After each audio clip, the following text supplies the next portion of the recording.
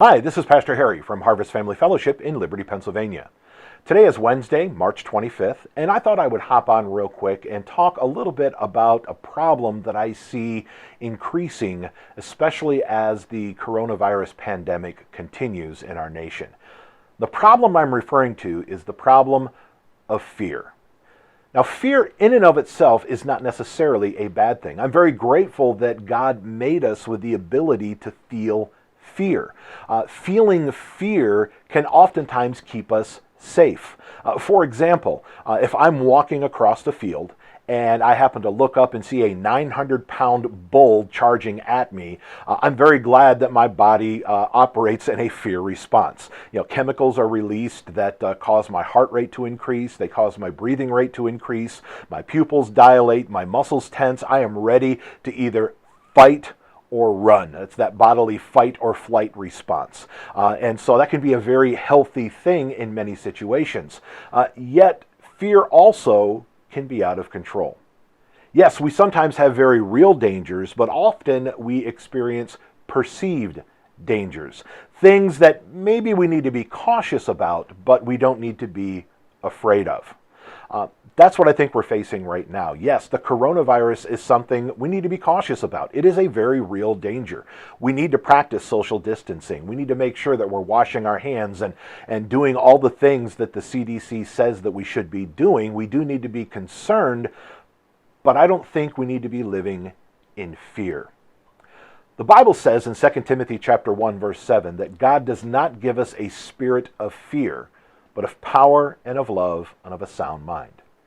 Now, that spirit of fear means not allowing our life to be controlled by fear. That is a spirit of fear, allowing fear to control our life. That is not from God. And quite frankly, if it's not from God, there's only one other place, in my opinion, that it can be from, and that's from the enemy.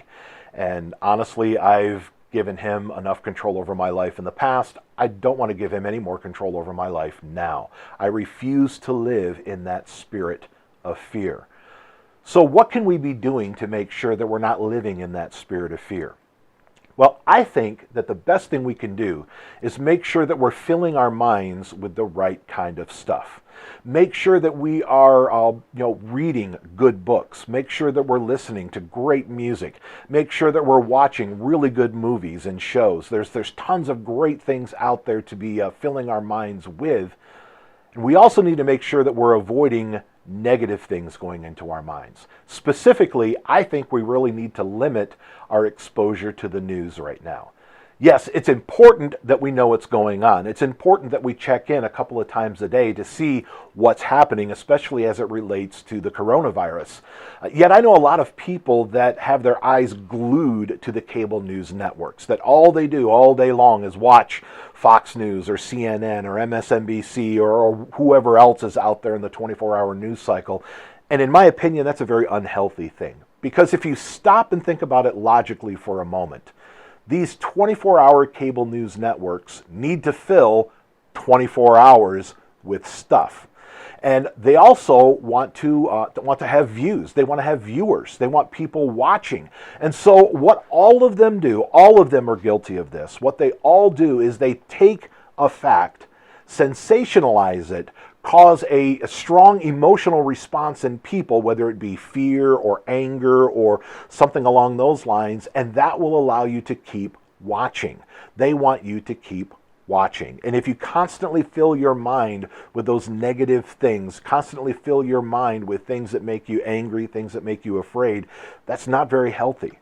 And so I highly recommend limiting your exposure to news at this time. Again, once or twice a day, turn it on, get the headlines. That's a very wise thing to do. But don't spend hour upon hour watching that. Use this time to watch some great movies with your family. Use this time, especially if you have kids, to sit down and read books and play games. Use this time to connect with friends and family online. Maybe do some online group chats or, watch a movie together with somebody over Skype.